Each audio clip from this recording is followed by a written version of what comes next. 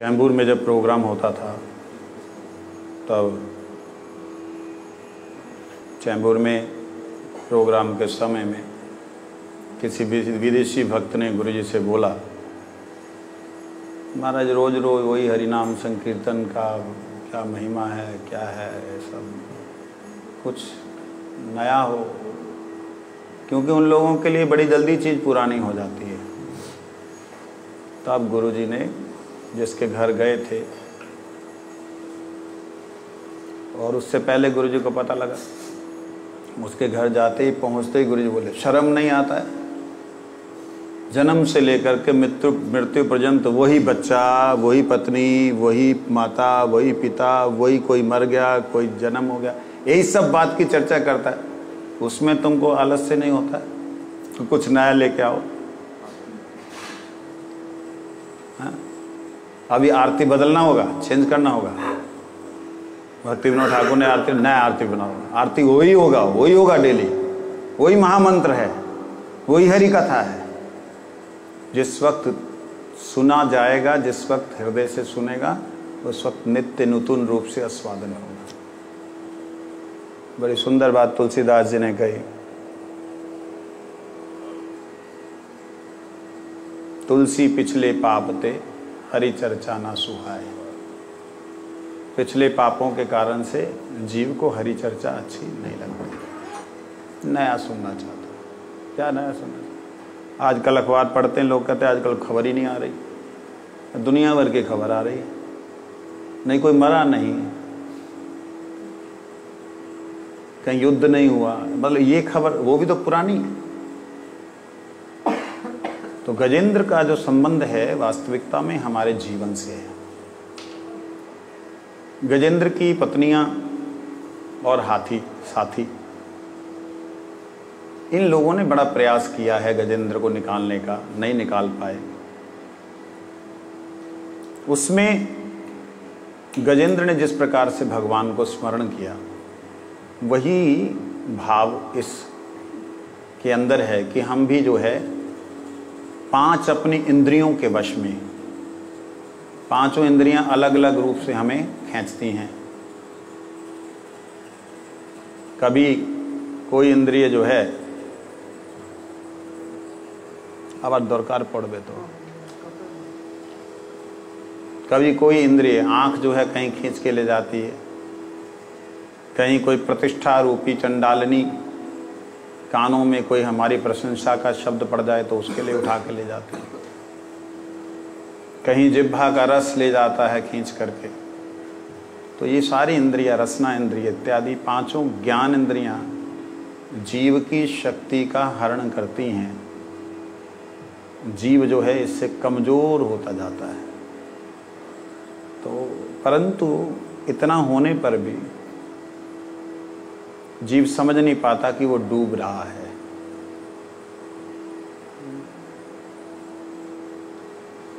सहायता नहीं करके उल्टा खत्म होता चला जाता है। और 5 जो कर्म इंद्रियां हैं, वो हमारी जो कर्म शक्ति है, वो भी जो है काल के द्वारा ग्रसित हो रही है, काल के मुंह में चला जा रहा है। तो इसलिए यहाँ पे ये चरित्र जब हम श्रवण करें, हमारे जीवन में इसका संबंध जागृत हो। ऐसा ना देखें कि केवल ये तो गजेंद्र का है। जब हमें दिखाई देने लग गए कि ये हमारे साथ का है, हमारे साथ रिलेटेड है, तब समझना उस दिन कथा सुनना शुरू हुआ। ये बात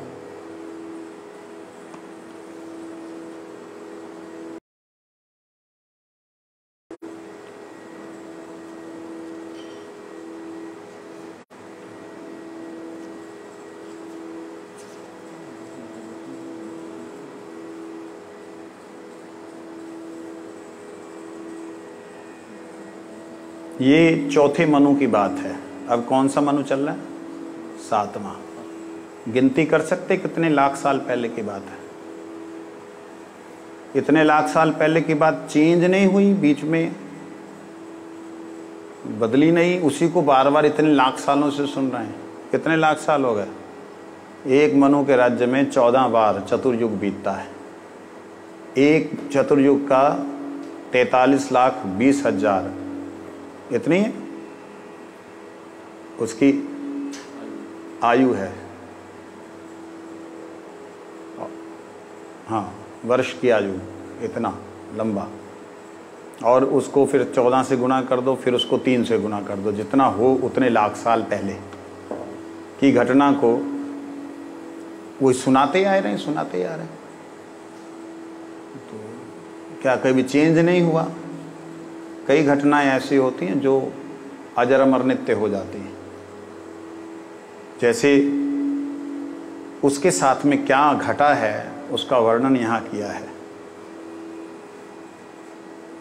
ये इस पृथ्वी लोक की बात नहीं है, लोग इसे पृथ्वी लोक का समझते हैं।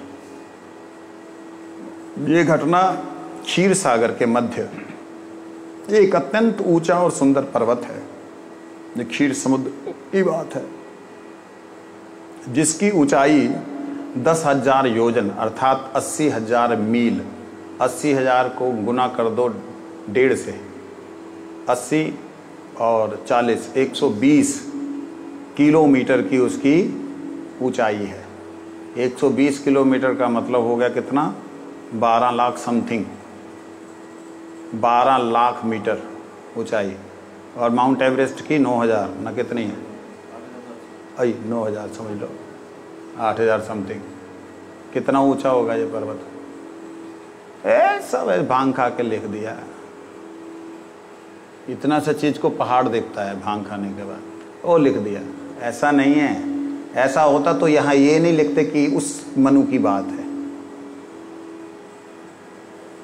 जैसे जैसे समय बीत रहा है वैसे वैसे वस्तुएं छोटी होती जा रही काल के प्रभाव से, और अंत में जब ये पूरा 14 मनु बीतेंगे तब तक तो मनुष्य का इतना सा बोना होगा।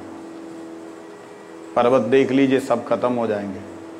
किस प्रकार से सिस्टम होगा। अभी एक बार परमाणु बम विस्फोट हो जाए उसके बाद सारी जनरेशन इतनी हो जाएगी। अभी कहते हैं कि 3rd डोज जो है विदेशों में लगाने शुरू कर दी है। कहते हैं 3rd डोज जो है वो जनरेशन को कंट्रोल करने के लिए, जीन्स चेंज करने के लिए। लो क्या करोगे? तो इस प्रकार से बतला रहे हैं स्वामी महाराज जी।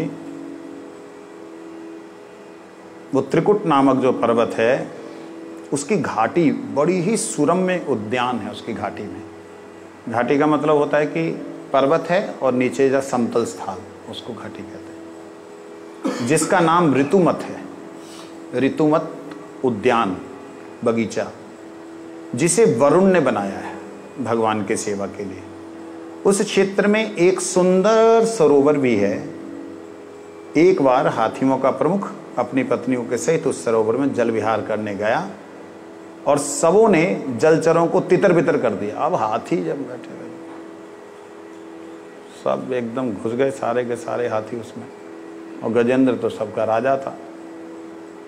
तो ये उस कथा को सुना रहे हैं। सुखदेव जी कहते हैं, आसीद गिरिवरो राजंस्त्रिकुट इति विश्रुतः क्षीरोदीनयावृतः श्रीमान्ययोजनयुतं मृच्छितः। सुखदेव जी कहते हैं, हे राजन, त्रिकुट नाम का एक विशाल पर्वत, ये 10,000 योजन 80,000 मील 120 किलोमीटर ऊंचा है। चारों ओर से क्षीर सागर द्वारा घिरे होने के कारण इसकी स्थिति अत्यंत रमणीक है। मैं एक छोटी सी बात बीच में बोल रहा हूं प्रसंग से बाहर जाकर।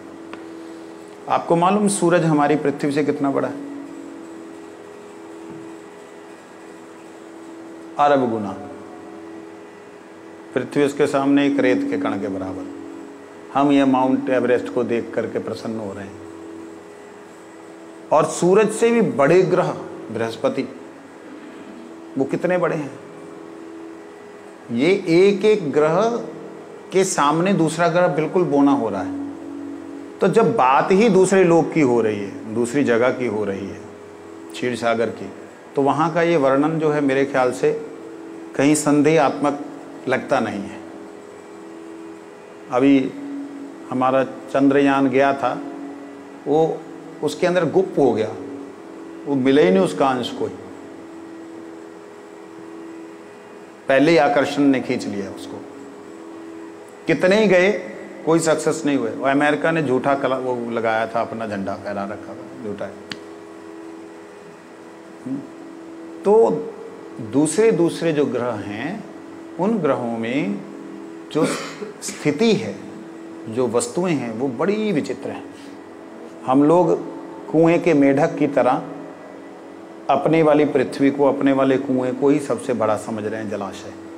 ऐसा नहीं है। इसलिए ये बात जो कही जा रही है, ये समझाने के लिए कही जा रही कि क्षीर सागर में एक तरह से वैकुंठ हो गया वो, तो कि भगवान का भी वहीं निवास है, त्रिकुट का वहीं निवास है, ऋतुमत पर्वत वहाँ पे है, तो एक तरह से वैकुंठ हो गया। वैकुंठ ही मानिए उसे, उसको वैकुंठ ही मानिए,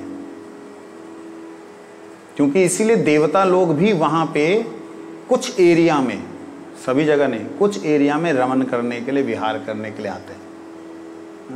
जैसे हिल एरिया में होता है ना, कोई रिजर्व होता है, भाई वहां नहीं जाना, ये एरिया तुम्हारा, घूम लो, ऐसे। तावता विस्तृत प्रयंक त्रिभी श्रृंगै पयोनिधिम दिशाखम रोचयन्नास्ते रोप्याय स हिरण्यमये अन्यश्च ककुभः सर्वा रत्नधातु विचित्रिते नानाद्रुमलता गुल्मैर नीरघोषैर निर्झराम्भसाम। कहते पर्वत की लंबाई और चौड़ाई, जितनी लंबाई है उतनी चौड़ाई भी है, लंबाई भी उतनी है और चौड़ाई भी उतनी है। ले लो। कहते 3 इसकी प्रमुख चोटियां हैं, एक लोहे की, एक चांदी की, एक सोने की बनी है।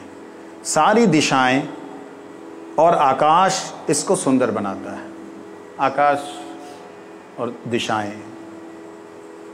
पर्वत की अन्य चोटियां भी जो रत्नों और खनिजों से पूर्ण हैं, और वृक्ष, सुंदर वृक्ष, लताओं और झाड़ियों से अलंकृत हैं। पर्वत के झरने से जो ध्वनि उत्पन्न होती है बड़ी सुहावनी है। इस प्रकार यह पर्वत सभी दिशाओं में सुंदरता को बढ़ाते हुए खड़ा है। श्री गिरिराज गोवर्धन जी के बारे में आज हम चर्चा, रास्ते में एक छोटा सा बच्चा मिल गया, दौड़ दौड़ के आया, अंकल जी अंकल जी। मैं कहा हाँ जी। कहते इसमें हम यहाँ से क्यों नहीं जा सकते, इतना घूमना क्यों पड़ रहा है? तो मैंने बोला, उसके पिताजी बोले नहीं नहीं वहाँ से नहीं जाते। मैंने कहा क्यों नहीं जाते? आपने अच्छा क्वेश्चन किया। तो उसको बतला रहा था, उसको थोड़ा सा बतलाया जैसे बच्चे के हिसाब से जितना बताया जाता। लेकिन एक बात, भगवान श्री हरि भक्तों को प्रसन्न करने के लिए जिस प्रकार भक्त उनमें रमन करते हैं, उन्हें प्रसन्न करने के लिए, जिस प्रकार भक्त का भाव, भक्त की क्रिया, भक्त की सेवा भगवान के लिए है, ऐसे ही भगवान की क्रिया, भगवान का भाव, भगवान का रमन भक्तों में है। परंतु होने पर भी भगवान सेटिस्फाइड नहीं हुए, अपने आप को ऋणी समझने लगे, और गिरिराज गोवर्धन अपने हृदय से उन्होंने प्रकट किया। सवेरे इस बात की चर्चा की थी। वो जो प्रकट हुआ, राधा रानी ने उसको देखा, आहा, तो जैसे कि आहा उतना और ही बढ़ गया, ओ ये तो बढ़ रहा है, और बढ़ गया। गोपियां देखने लगी, ग्वाल वाल देखने लगे, सखा देखने लगे, जितने भी शांत दास्य साख्य वात्सल्य मधुर भक्त हैं सभी देखने लगे। जो शांत रस का भक्त है उसको कोई गुलमलता पसंद आ गई कि आहा मैं यही होता तो सभी अपने भावानुसार उसमें प्रवेश करने लगे, और वह राधा रानी के प्रसन्न चित्त होने के नाते कृष्ण का हृदय और प्रसन्न होने लगा। और प्रसन्न होने लगा मतलब वो पर्वत इतना बड़ा कि अनंत वैकुंठ जहां से प्रकट होते हैं उस गोलोक धाम को भी ढकने लगा, उस गोलोक धाम को भी। तब राधा रानी ने हाथ लगाया, बस बस बस बस हम सब हार गई, मैं अपने संपूर्ण भावनाओं और शक्तियों के सहित हे कृष्ण तुम्हारे आगे हार गई। मतलब ये होड़ लगी हुई है सेवा की, है? उनको प्रसन्न करने की, इनको प्रसन्न करने की होड़ लगी है। तो ये चीज, तो वहां पर जो एक दिव्य भगवान के हृदय से प्रकट हुआ गिरिराज गोवर्धन है, उसके सामने ये बड़ा बोना सा है। यहाँ पे बहुत से पेड़ पौधों के नाम बोले जाएंगे जो कि गिरिराज जी में भी इससे कई गुना ज़्यादा है, परंतु हमें दिखाई नहीं देते। उसका कारण ये है कि हम लोग उस भाव से, उस भक्ति से गिरिराज जी की परिक्रमा नहीं करते। दिखाई देंगे, ऐसा नहीं दिखाई देते। इस धरातल पर जब गिरिराज जी आए तो 8 योजन गिरिराज जी की हाइट है। 8 योजन इंटू 8 64 और आधा 32 64 और 32 लगभग इतना 5 योजन या 8 योजन जो भी है, इतना बड़ा उसकी हाइट है। ऐसे ही विड्थ है। गिरिराज जी की कृपा से दर्शन होते हैं, ऐसा नहीं है कि नहीं होते, बहुत रेयर भक्तों को होते हैं। तो कहने का मेरा मतलब, तो ये गिरिराज जी के पर्वत की जो महिमा है वो अपरंपार है। हम नहीं देख पा रहे हैं, हम मायाबद्ध जीव अपने इन चमड़ी की आंखों के अलावा पीछे कुछ देख नहीं सकते, परंतु देख सकते हैं अंतर्मन की आंखों के द्वारा। तो यहाँ जो बातें कही जा रही हैं, ये कल्पना मत समझना, ये बात है तो है।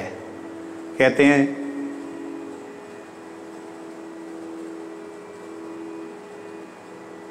चारों दिशाओं में, 10 दिशाओं में वह पर्वत सुंदरता बढ़ा रहा है।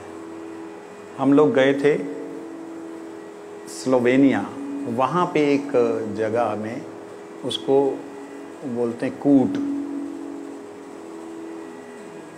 समथिंग, वो देखा, वो वास्तविकता में चांदी की तरह दिखता है एक, और एक ब्लैक सा दिख रहा है। मैंने कहा तो तुम्हारे यहाँ पे त्रिकुट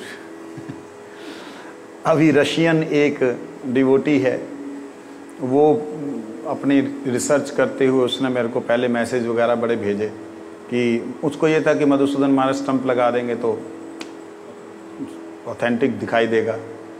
तो कहती कि ऐसे ऐसे जो है भूमध्य रेखा से इतनी दूर पर वहाँ पे जो है वो त्रिकुट पर्वत है, और वहाँ पे वो पर्वत है, रशिया में जो है त्रिकुट पर्वत है। मैंने कहा तुम जितनी जगह भी त्रिकुट पर्वत बना लो, हो सकता है उसकी छाया हो। जैसे सप्त बैकुंठपुरियाँ जो हैं हमारे भारत में, अलग अलग जगह पे बैकुंठपुरी कहा गया, ठीक है, इट्स ओके। लेकिन जो शास्त्रों ने वर्णन किया है उसके अनुसार ही हमें मानना चाहिए। शास्त्र कहते शास्त्रों के अनुसार ही मैं बता रही हूँ। अगर तुम जो शास्त्रों के अनुसार बता रही हो, हमारे गुरुजनों ने बतलाया, हम चलो गौड़ी गुरु वर्गों को एक हम प्रेफरेंस देते हैं, लेकिन अगर देखें तो ऋषियों ने भी तो इस बात को बोला। केदार बद्री का जो स्थान है उससे उतनी दूरी पे वो पर्वत है, सुमेरु पर्वत की बात चल रही, उसने सुमेरु पर्वत का बोला था कि वहाँ है सुमेरु। अरे सुमेरु पर्वत है, जो इस पृथ्वी के ऊपर सुमेरु पर्वत का जो गणना है जहाँ पे उसकी है वहाँ है। तो ये कई एक बार जो है कंट्रोवर्शियल स्टेटमेंट्स के द्वारा हमें ऐसा लगता है कि ये कहानियाँ बनाई गई हैं। ऐसा नहीं है। वो सुंदर लगता है तो 10 दिशाओं को सुंदर लगता है तो लगता है। ये त्रिकुट पर्वत जो है एक क्षीर सागर के अंदर ये एक शोभा है। अच्छा, देवासुर संग्राम कहाँ हुआ था? पृथ्वी पे, क्षीर सागर। देवता लोग गए, युद्ध किया, युद्ध करने के बाद में मरमरा गए कुछ लोग देवता। तो उसके बाद क्या करें? अमृत पियो तो जियो, तो क्षीर सागर को मथा, क्षीर सागर से प्रकट हुए सब कुछ। लोग जो हैं इस सागर को ही क्षीर सागर कहते हैं। ठीक है, भाव से कुछ भी बोलते रहो। जैसे श्री मूर्ति को हम लोग भगवान का साक्षात स्वरूप बोलते हैं, ऐसे एक भगवान का एक भाव लिया जा सकता है। सागर मतलब श्री नारायण का निवास बस, परंतु जो क्षीर सागर है पूरी तरह अलग है। वहाँ की शोभा पूरी तरह अलग है। उसे हमें लेकर के दिमाग में चलना है। ठीक है। सचावनिज्यमानांघ्रि समन्तात् पयोर्मिभि करोति श्यामलां भूमि हरिन्मकर मरकताश्मभि। पर्वत के पाद की भूमि सदैव दूध की लहरों से प्रक्षालित होती रहती है। ये दूध खराब नहीं होता। वहां दही नहीं जमता। खराब नहीं होता नहीं बेटा, दही जमता ही नहीं।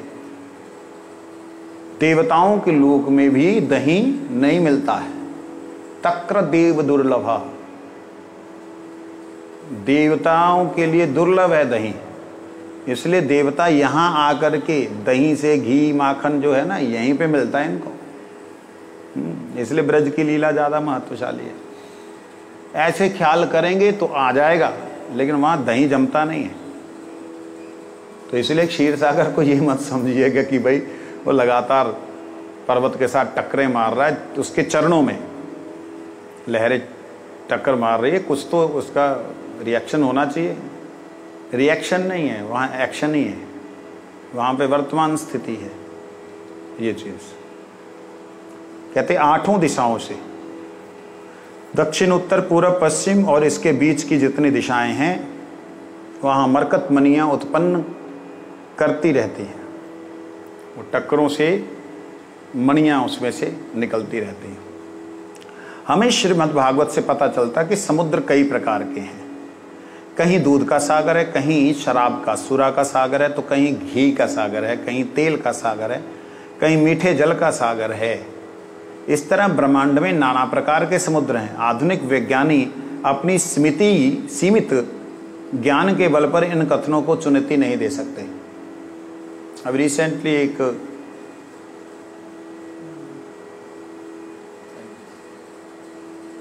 गवेषणा हुई थी, एक रिसर्च हुई थी, उसमें पता लगा कि जो अंतरिक्ष में एक ऐसी लेयर है, एक ऐसा एरिया है, लेयर है, उसमें हजारों पृथ्वियां डूब जाएंगी। इतनी घनी, इतनी बड़ी लेयर है। वो अल्कोहल है, प्योर अल्कोहल। वो लिखा है, शास्त्र में लिखा है। तो ऐसे ही गैस है, गैस के रूप में, पानी के रूप में नहीं है, गैस के रूप में। तो वहां नीचे मजाक करने वालों ने किया कि वहीं से ले आओ 2-4 बूंदे एक पाइप ही लगा दो। तो भाई यहाँ पे जो लीकर की अवस्था जो है, शॉर्टेज खत्म हो जाएगी। देखो, कहते हैं आधुनिक विज्ञानी अपने सीमित बल ज्ञान के बल से इन कथनों को चुनौती नहीं दे सकते। वे हमें किसी लोक के विषय में पूरी सूचना नहीं दे सकते। यहां तक कि जिस लोक में हम रह रहे हैं उसके विषय में भी वो पूरी सूचना नहीं दे सकते। इस श्लोक में हम समझते हैं कि यदि कहीं पर्वतों की घाटियां दूध से प्रक्षालित हों तो उनमें मरकत मनियां उत्पन्न हो सकती हैं। किसी में इतना समर्थ नहीं कि भगवान द्वारा संचालित प्रकृति की कार्यकलापों का अनुकरण कर सके। देखिए, जिस प्रकार समुद्र में उसकी लहरों से, समुद्र की झाग से नमक की डेली बनती है। समुद्र के भीतर ही जो ये लाहौरी जो हम लोग नमक बोलते हैं, वो किसी समय में समुद्र के अंदर था। अब वो बाहर निकला है तो वो पर्वत दिखाई देता है। जैसे ये पृथ्वी के अंदर प्रलय और ऐसे होता है तो अंदर का जो सॉल्ट, अंदर की जो खनिज, वो सब बाहर निकलते हैं। तो ये दूध से मनियाँ बनती हैं, ये यहाँ पे कह रहे हैं। कहते ये तुम्हारी समझ में नहीं आएगा, ये प्रकृति जिसकी है उसके द्वारा ये क्रिया होती है। सिद्धचारण गंधर्वैर विद्याधर महोरगे किन्नरैरप्यस्यरोभिश्च क्रीडद्भिरजुष्टकंदरे। उच्च लोक के वासी, हम उच्च लोक में नहीं हैं, उनमें से सिद्ध, चारण, गंधर्व, विद्याधर, उरग किन्नर तथा अप्सराएं, किन्नर भी देखो, हिजड़ों को कोई मजाक नहीं है, उनको उच्च लोक का स्थान प्राप्त है। कहते इस पर्वत में क्रीड़ा करने के लिए आते हैं, सैर सपाटा करने के लिए आते हैं। इस तरह की सारी गुफाएं स्वर्गलोक के निवासियों से भरी रहती हैं, गुफाओं में आनंद करते हैं।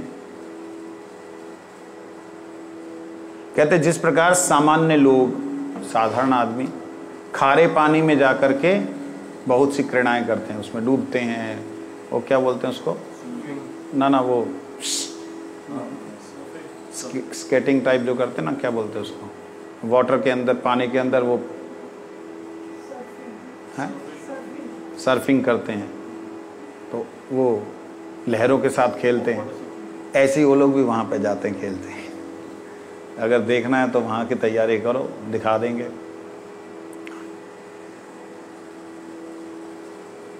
मेरे से एक ने ऐसे मैंने मजाक में बोला, कहते बाबा जी दिखाओ। मैं क्या आओ, मैं क्या ख्यालों से देखोगे, सचमुच में देखोगे? ख्यालों से तो आसान है दिखाना, सचमुच में देखना, दिखाने के लिए तुम्हें भैया थोड़ा आगे बढ़ना पड़ेगा, साधना करनी पड़ेगी।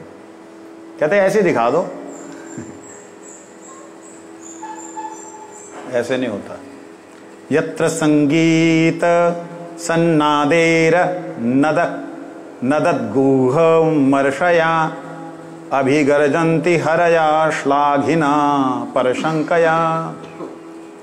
गुफाओं में स्वर्ग के निवासियों के गायन से गूंजती हुई ध्वनियों के कारण वहां के सिंह, शेर, उन्हें अपनी शक्ति पर गर्व है, जिन्हें उनको असह्य ईर्ष्या होती है, जिनको अपनी शक्ति पे अभिमान हो, उनको असह्य पीड़ा होती है कि ये कौन दूसरा शेर आ गया। सिंह की गर्जन सुनी कभी? शेर की दहाड़ सुनी है? जलंधर में एक बार हम बड़े छोटे थे तो मठ में आई गए थे, तब तो प्रताप बाग में एक सर्कस आती थी। तो सर्कस में शेर, बड़े बब्बर शेर होते हैं ना, लॉयन जिसको कहते हैं, वो लोग वहाँ पे ऐसे गर्जना करना, वो जैसे करते हैं जैसे मैं तो नहीं कर सकता, रोरिंग नहीं कर सकता, लेकिन उससे खिड़कियां कांपती थी। यहाँ से लगभग सोच लो कलाधारी आश्रम ज़्यादा दूर हो गया, प्रताप बाग और मंदिर, जैसे ये इधर एक मंदिर है ना, जब हम निकलते हैं तो रास्ते में इतनी दूर से वो गरज रहे हैं। यहाँ पे खिड़कियों की ग्रर ग्रर, मैंने कही क्या हो रहा है। शुरू से ही थोड़ा सा सोचता था, जब वो बोलते हैं तब ये रर हिलती। मैंने कहा वाह इतना गर्जन है, तो देखने गया था, छोटा था।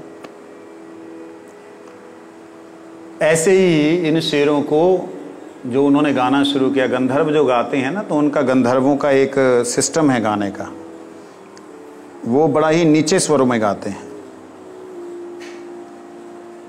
नीचे स्वरों को जानते हो?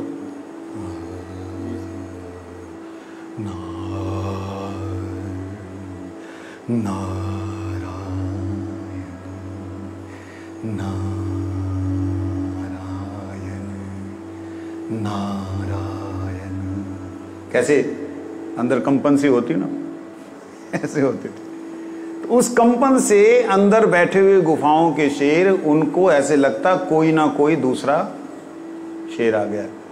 वो उससे जलन के मारे वो उधर से गरजते।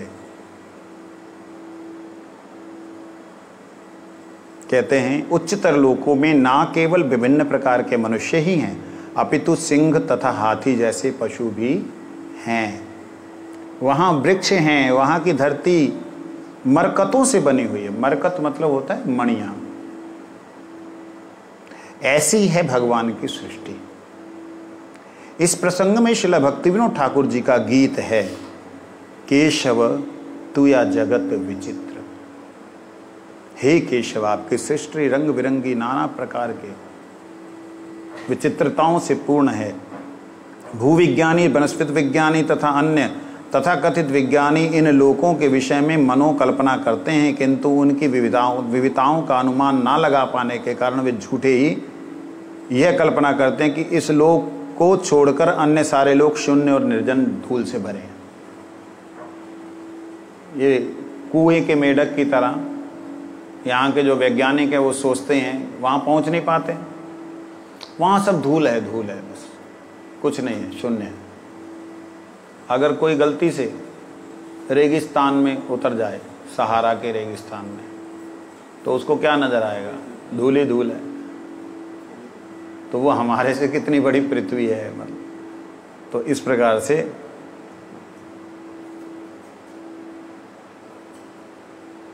यहाँ कहते हैं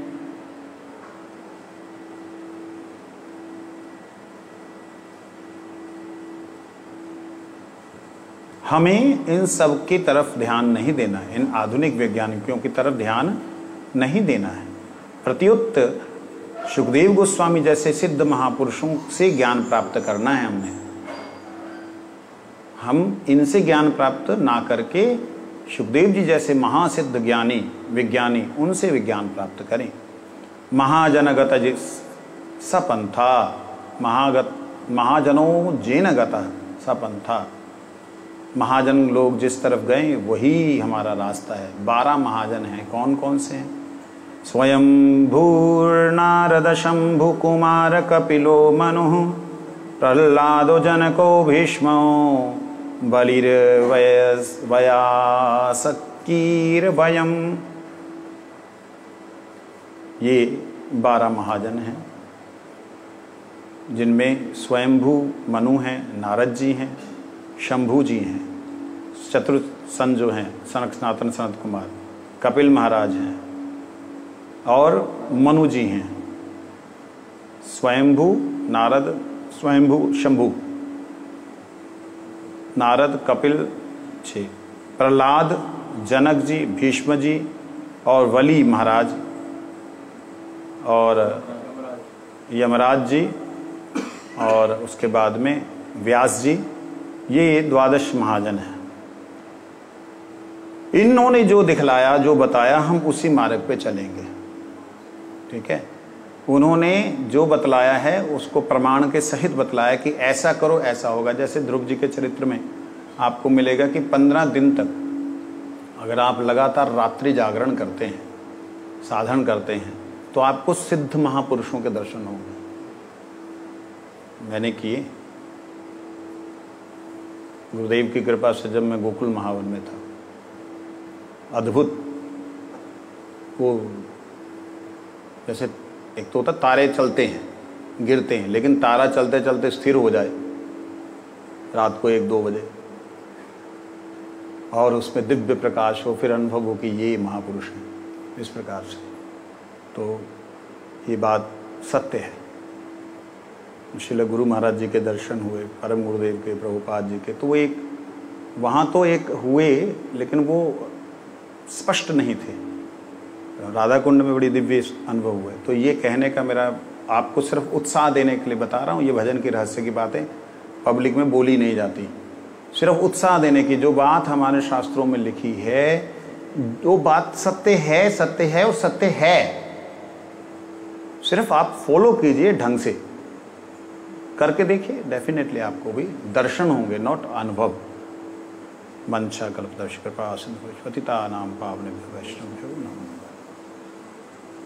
सप्तम याम साधन।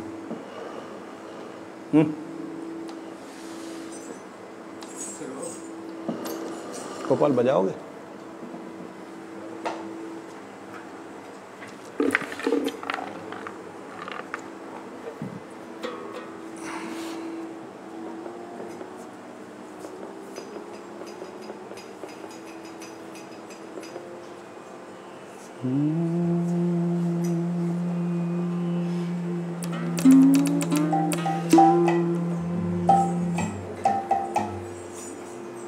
सप्तम याम साधन।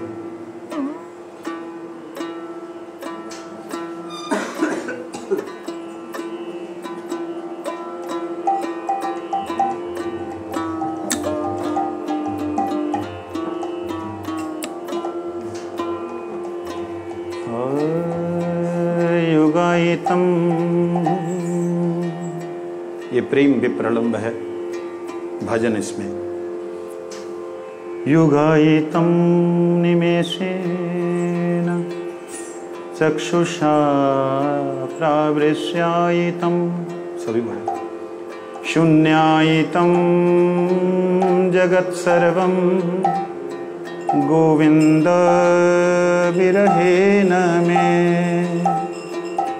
उद्वेग दिवस ना जाए क्षण हैला युगसम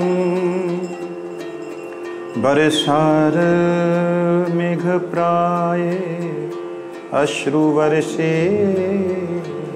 नयन गोविंद विरहे शून्य हैलो त्रिभुवन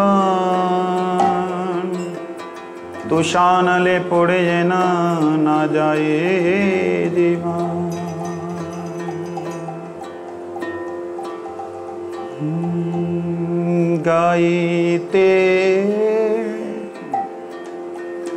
गाइते ना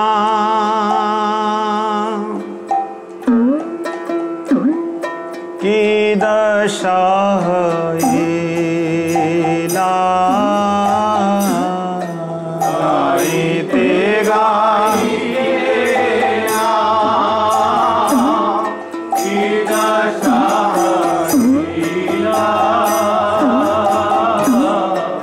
कृष्ण नित्य दास मुनि हृदय स्फुरिला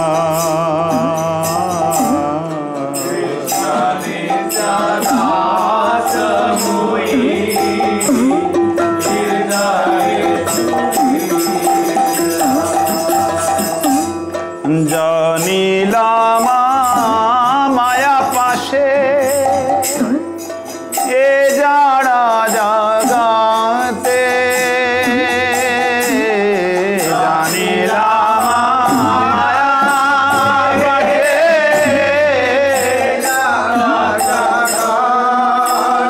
हाँ गोविंद विरहे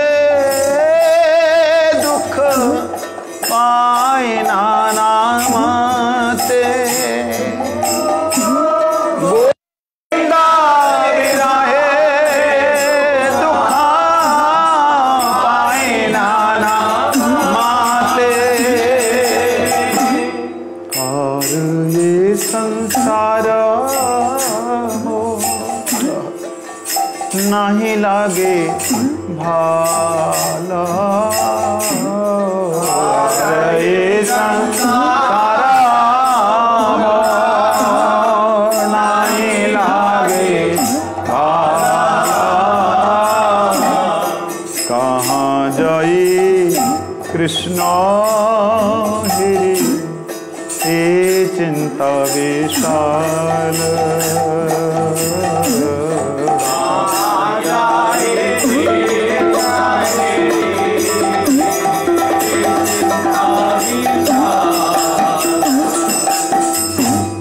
कांदिते कांदिते मो आँखी बरसाए कांदिते कांदिते मो आँखी बरसा धारा है न चखे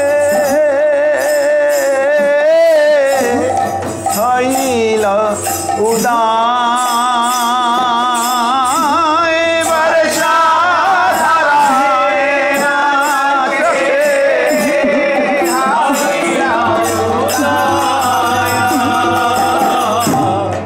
निमिष होइला मो शतयुग सामाने में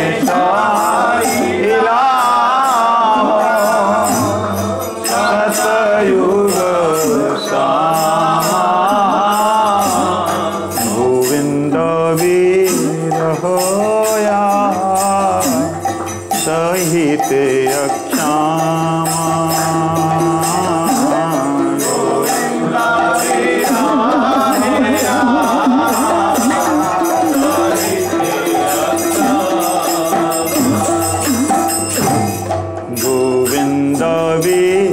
रहोया सहित अक्षां गोविंद विरहाया।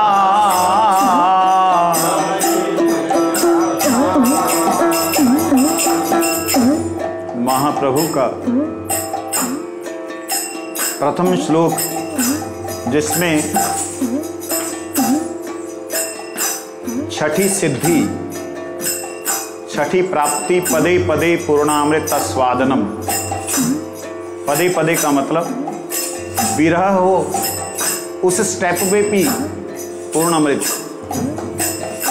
और विरह में मिलन हो जाए उसमें भी पूर्णामृत। पदे पदे, इस कीर्तन में उस पदे पदे का अर्थ है। कैसे है? अभी विरह की बात चल रही है। शून्य धरातल चौदी के देखिए, शून्य धरातल चौदी के देखिए, परान उदास है, परान उदास की करी स्थिर नाही है, की करी स्थिर नाही है, जीवन नाही कर, जीवन नाही कर, जीवन नाही कर, जीवन नाही कर। ब्रजवासीगण मोर प्राण राखो, देखाओ श्री राधा नाथे। ब्रजवासीगण मोर प्राण राखो, देखाओ श्री राधा नाथे। ओ हे ब्रजवासीगण आमा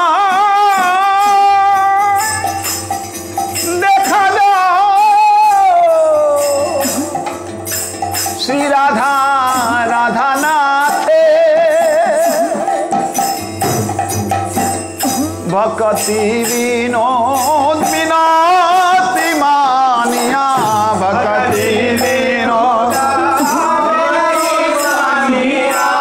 लहो हे ताहारे साथे, लहो हे ताहारे साथे, लहो हे तारे साथे, लहो हे तारे साथे।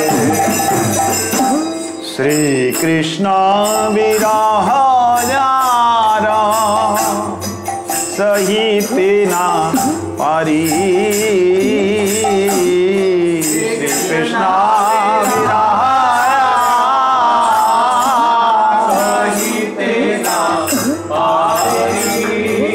स्थिति है। इतना कष्ट हो रहा है, जलन हो रही है, मिलने की इच्छा है, लेकिन ये नहीं कह रहे मेरे को आपको मिले, कन्हैया तुम आ जाओ ना। जल रहा हूं, जल रही हूं, तुम्हें जलाकर के सुख मिल रहा है, इस सुख में सुखी हूं।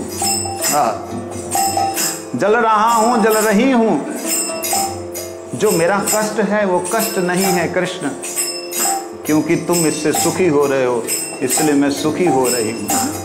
श्री कृष्ण विरह यार सहित ना पारी, श्री कृष्ण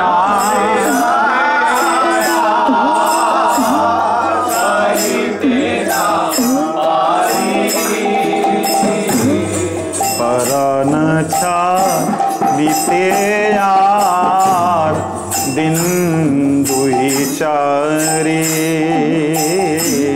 परान बीते यार दिन दुई चारी।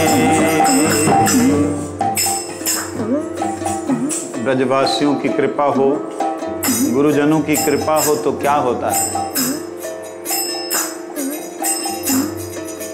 परन छाड़िते आ दिन दुई चारी परन छाड़िते आ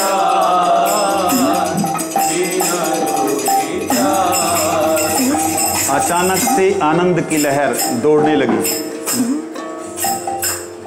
हरे गाइते गोविंद नाम उपजिलो भाव ग्राम गाइते गोविंद नाम गाइते गोविंद नाम हे गाइते गोविंद नाम उपजिलो भाव ग्राम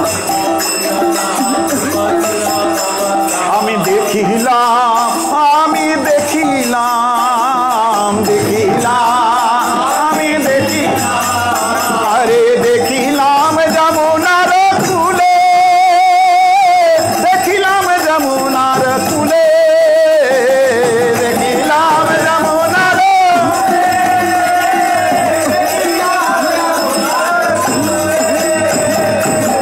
वृषभानु सुता संगे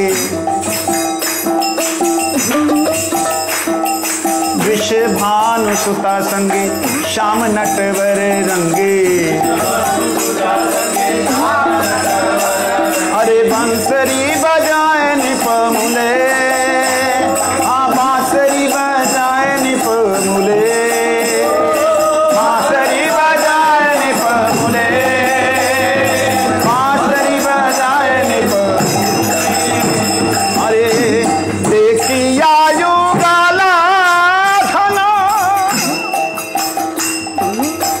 ठाकुर जी को देख करके मन अस्थिर हो गया और बेहोश हो गए भक्त विनोद ठाकुर जी। गोपियों का भाव है देखी आयु गला धना अस्थिर हो हैला मना देखी आयु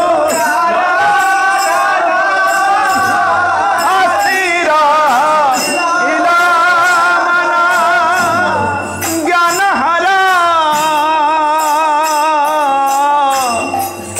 ज्ञान हरा हैनु तथा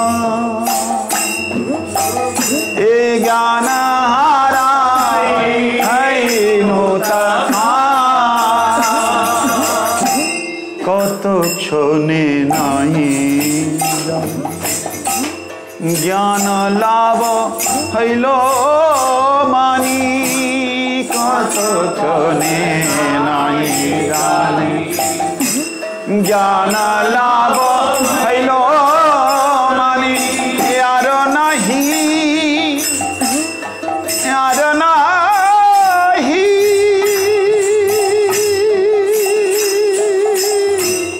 बेला दर्शन यार नहीं बेला दर्शन और नहीं बेला दर्शन आर नहीं बेला दर्शन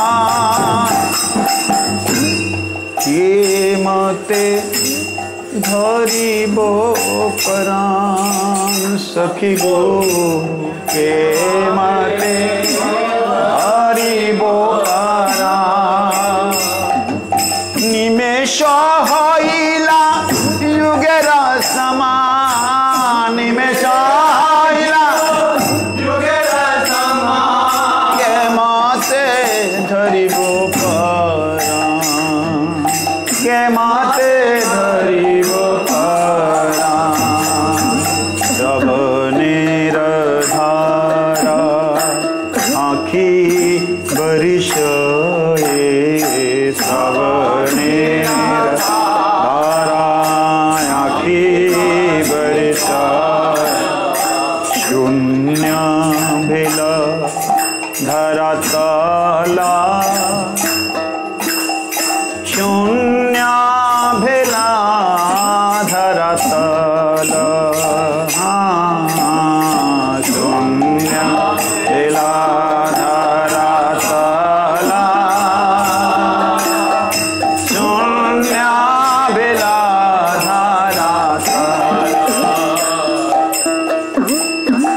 गोविंदा विराहे प्राण नाही रहे।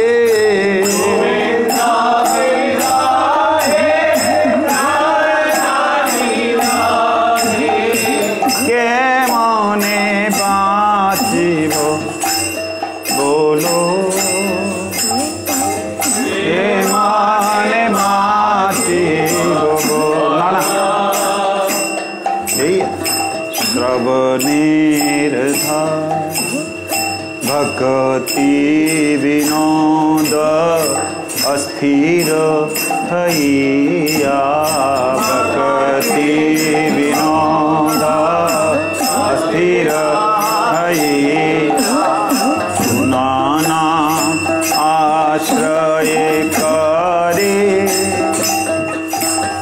तू नाना आश्रय करे।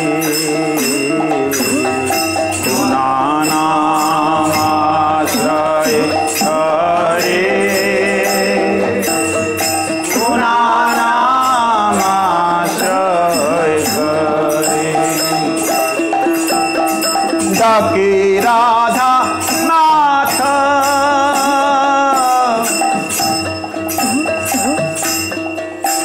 राधा नाथ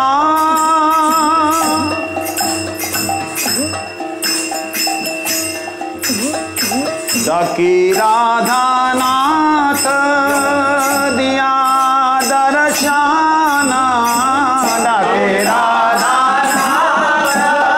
दिया दर्शन। प्राण रख नाही मरे प्राण रख नाही मरे। प्राण रख नाही मरे प्राण रख नाही मरे। राधाम सारिगणाम तामसिता सीता निशा योग्य वेशां प्रदोषे दृप्ता वृंदोपदेशाद विसित। यमुना तीर कल्पाद कुंजम कृष्णम गोपे सभायां विहित गुणी कलालोकनम स्निग्ध मात्राद यत्नादान्या संशयित मत निवृत्तम प्राप्त कुंजम स्मरामि। श्री राधिका राधा वृंदायोपदेशे यमुना पकुल देशे। राधा वृंदायोपदेशे यमुना पकुल देशे। सांकेतिक कुंजे अभिसारे। सांकेतिक कुंजे अभिसारे। सांकेतिक कुंजे अभिसारे। सांकेतिक कुंजे अभिसारे। सीता सीता निशा योग्य धरी वेश कृष्णा भोग्य। सीता सीता निशा योग्य धरी वेश कृष्णा भोग्य।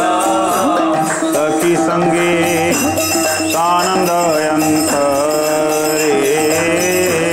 सखी संगे सानंदयंत रे। सखी संगे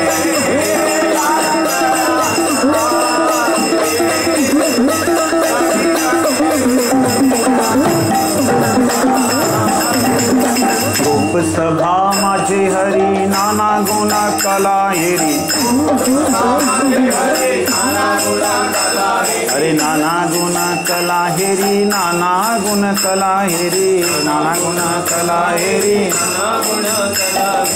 मातृयत्ने करिला शयाना मातृयत्ने करिला शयाना मातृयत्ने करिला शयाना।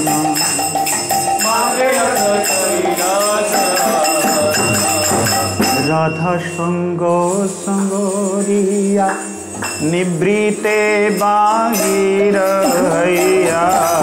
राधा संग संगोरिया निवृते बाहिर हैया। प्राप्त कुंज करिए स्मराना तप्त कुंज करिए स्मराना तप्त कुंज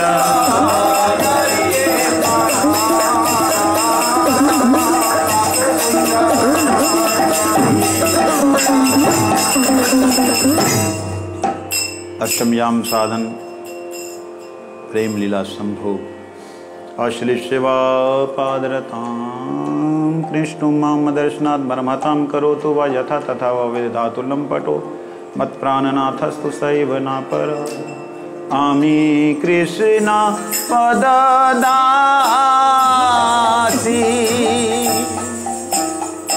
सेहो रस सुख राशि आमी कृष्णा पदादासे सेहो रस सुख राशि अरे आलिंगिया करे आत्मसाथ आलिंगिया करे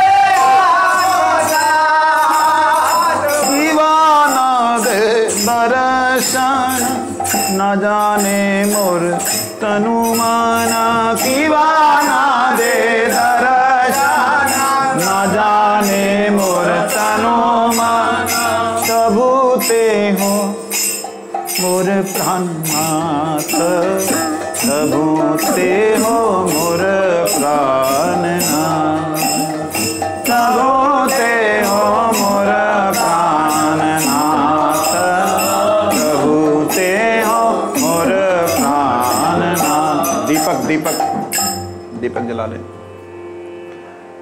अश्लिष्यवापादृतं तावुक्तो लब्ध संगो बहु परिचरणे वृंदाराध्यमानो श्रेष्ठाल वीर संतो विपिन विहरणे गान रासादिलासे नाना लीला नितांतो प्रणय सहचरी वृंदे संसेव्यमानो राधा कृष्णो निशायां सुकुसुम शयने प्राप्त निद्रो स्मरामि।